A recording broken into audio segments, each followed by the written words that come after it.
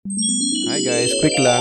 Nakita lang natin to sa JB Music. Yan, maraming salamat po for being very accommodating. Ito, electric cello, JBCE from Fernando. Yan po yung bridge, tsaka logo, tsaka kita na rin yung pinaka pickups niya. Ayan po, tinutono na ni Kuya Mark. Sobrang bait po, salamat. I think yung ano mo, yan ba yung Diadario? Apo. Nagsisale naman kayo, di ba? Ng ano, sige pag sale, kuha ko niyan. Kasi 700 yan, di ba? Pagka hindi sale. CGDA tala. CGDA.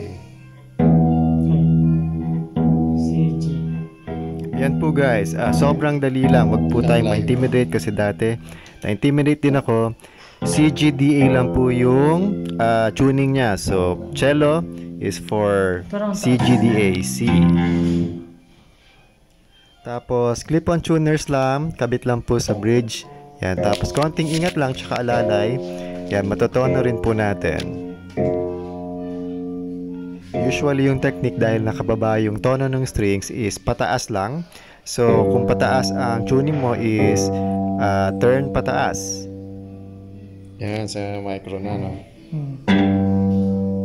Yan, so mga 1 or 1/2 step before the exact note is micro tuner na po. Yan, kaya na po ng micro tuner usually papunta dun sa perfect note.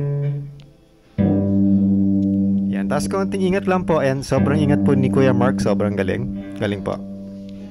Pwede na siguro yan? Yan, pwede na yan. Yan, okay na yan. Kasi medyo mahal ang super gandang brand na cello string. So, ingat po tayo. Syempre, meron ding mura. Meron sila. Meron din sa Raon.